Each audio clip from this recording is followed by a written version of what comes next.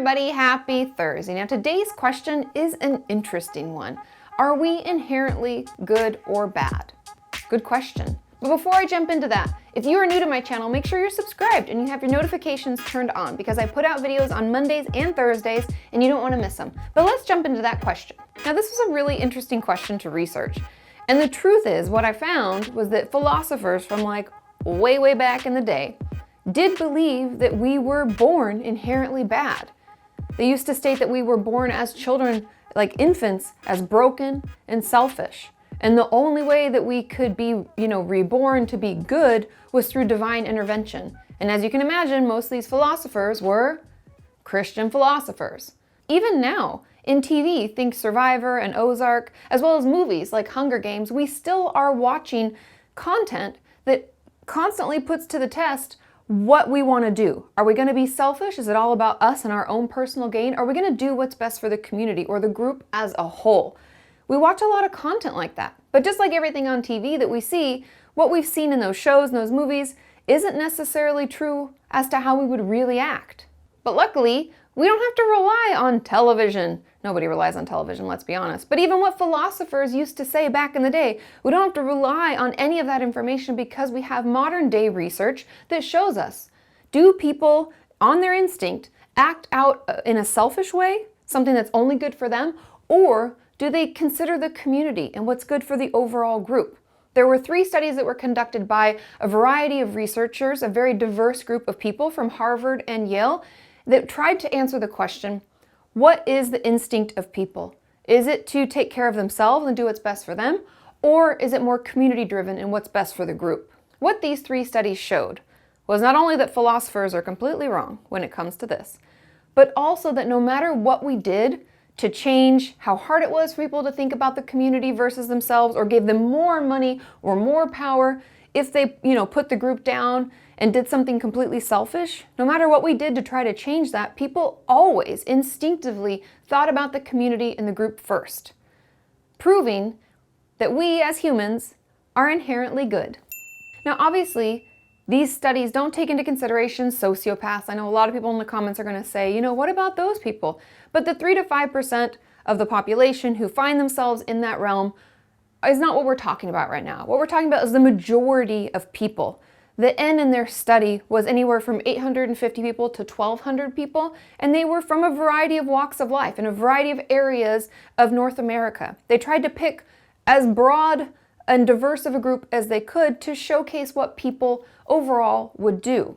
And if you want more information about what a sociopath is or what I'm even talking about when I use that term, I'll link to my video on that in the description. But let's get back to the research. The thing I found the most interesting about this study was that when people were asked to make a decision quickly, they had 10 seconds or less to decide what they wanted to do, whether they would do something to better themselves or they'd do something to better the group. When they were not given much time to think about it, almost 100% of the time, they chose the group. When they were given a long time to contemplate and to pro and con and weigh and measure, that's when we saw a rise in the selfish act. And what that really shows us, before you start thinking that's a bad statistic or that shows that we are actually bad, what that really means is that our instinct, our knee-jerk reaction, our impulse is to be good. But when we're kind of given more information and we're supposed to start thinking about it and they say, well, come back in 20 minutes, you have to render your verdict, only then do we start thinking about ourselves. And so I really don't think that's a bad thing to know. I think it's important to know that still, if we're forced to make a decision, we're going to think about everybody. And the researchers found that information interesting as well. And so they went into further research to understand why is it that people are inherently good or they impulsively think about the community and not themselves. Why is that? And what they found is that our society as a whole supports that kind of behavior. As children, we're told to share. We're rewarded for being nice to others and helping other people out. Therefore, we're kind of, built and grown in this society where we're told acting like that is the right thing. All of the things that we maybe don't notice and we don't recognize happening, thanks for opening that door for me, that was really nice of you. People doing nice, kind things to each other really just helps this continue and helps us all make inherently good choices. Now let's say, because I know a lot of you are going to say, well, what if I wasn't raised in a positive environment? Or what if I was rewarded for doing bad things to others, right? We all come from different walks of life.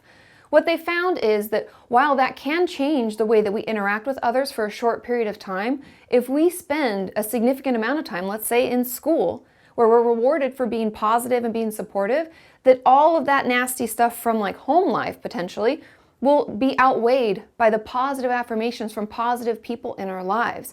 And if we're removed completely from that, let's say we grow up, we move away, we go to college or we get a job and we move out of our house, then we'll slowly be conditioned in the same way other people were to positively interact with others and to consider the group over our own personal gain. This video has been brought to you by the Kenyans on Patreon. If you would like to support the creation of these mental health videos, click the link in the description and check it out. Now I know this doesn't answer your question in a real cut and dried manner. I can't say yes, we're all inherently good or yes, we're all inherently bad. But what the research really taught me and what I learned from reading about this, which was fascinating, is that we like being nice to one another. We feel rewarded when we do so. Even if something bad happens to us, we can change and be around different people and be loving again. But I want to pass the question off to you. What do you think? What's been your experience? Do you feel that being positive and supportive to others is something that's been rewarded in your life? Do you think that we're inherently good or bad? Because I would, in conclusion, believe that we all are inherently good. And that's why our society supports it. But let me know. And if you want more information about different topics on mental health, check out those playlists. And I will see you next time. Bye.